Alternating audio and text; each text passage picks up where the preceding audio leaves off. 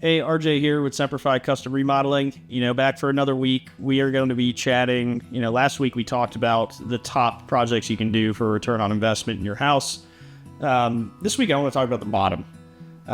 Things that people do thinking, they may add value when eventually they do want to sell their home. Let's really kind of generalize these top 10 into one phrase, and that's personalization can decline property value or your resale value. Things that you may really want or like may not be appealing to the future buyer, right? So let's start with number one. Number one is something we all typically love, and that's an in-ground pool and or a hot tub. Especially down here in the South, we get those hot summers, and it would be nothing better to just dip into your own backyard and jump in a pool or whatever. But just know that they come with a lot of maintenance and cost, and potential buyers can see that. Some people just aren't into pools as much as you, and that's really what it comes down to.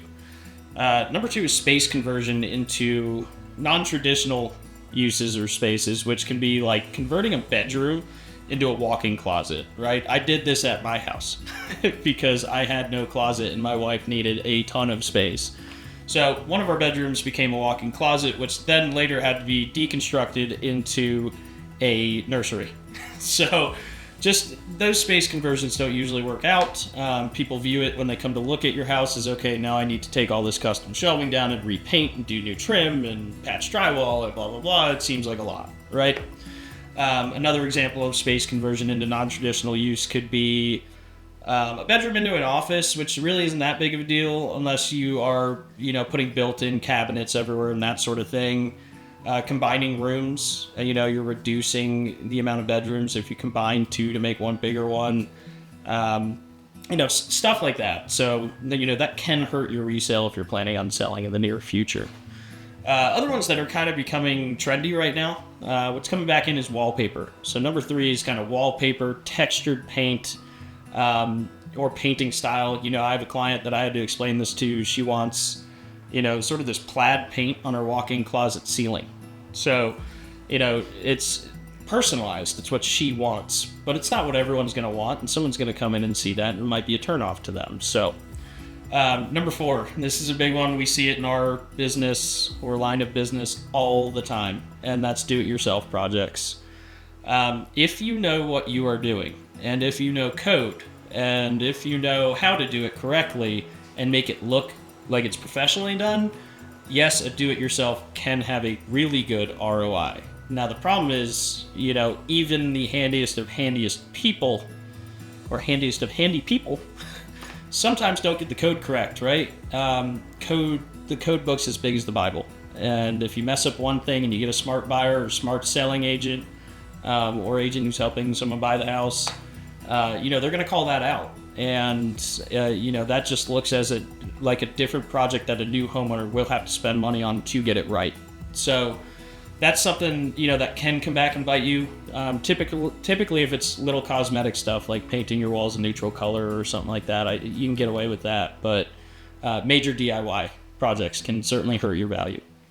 Another one, this kind of goes back to space conversion, but we see it all the time where people are trying to enclose their garage, get rid of the garage door, convert it to a gym or a living room or something. The problem here is, unless you do some intricate landscaping on the outside, that's going to come off as that used to be a garage. The driveway runs right up to what is now a window, and you're sometimes stepping down into that space from a kitchen or living room or wherever, that garage is off of. So, those conversions can cost a lot more than just, converting it to that space simple, and it's going to help you sell because now you have more conditioned square footage. A buyer might come in and say, there's more that needs to be done here. So, intricate landscaping. Let's jump to number 6 here. Now, landscaping last week, if you remember, was one of the top ways to get a good return on your investment. But when we talk about intricate landscaping, sculptures, water features, tiered gardens, things like this, that is, when I go into a house, that is major maintenance and cost, right? If I don't have the time to, hedge all these tiered gardens out or do whatever, I got to hire someone to do it. If I don't have time to, fix water features, waterfalls, koi ponds, whatever, that's a personalized thing that you like that somebody may not want to deal with in the future.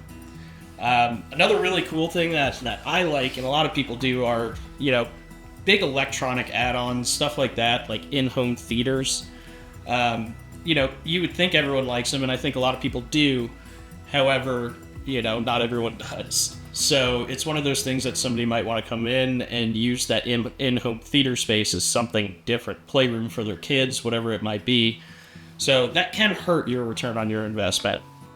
Now kind of jumping to kind of smaller things here, but deleting a tub. We have several clients that are going tubless in their house knowing that it's not a good idea, which is fine, but it's personalized. They don't need a tub. They need all walk-in showers for them and guests staying at their house, so they're getting rid of it. But when you are talking return on your investment and resale value, you've got to assume whoever's buying your house is going to have a kid or grandkids that need to bathe, right? So having a tub in your house is important. If you don't care, you don't care. Later on, it's not a major add-on, but it's still a cost after buying a home that comes into play, right? Carpet. I don't mind carpet in bedrooms. That's fine with me. But if you have carpet already and you go back to carpet, you are not increasing the value of your house at all because it's new carpet. If you go with a luxury vinyl plank or hardwood or something like that, engineered hardwood, that's when you're going to see that increase. And our last one, especially in our area where we've been hit by some pretty big storms recently, is backup power. So generators, that sort of thing. So number 10 is backup power. Typically what they see here is about a 45% loss. I think average cost for, a full home system like that's around 16 grand. You might net $7,000 of that, lose, $9K. So, although it's something that's needed, people don't view that when they're buying a home as really an essential.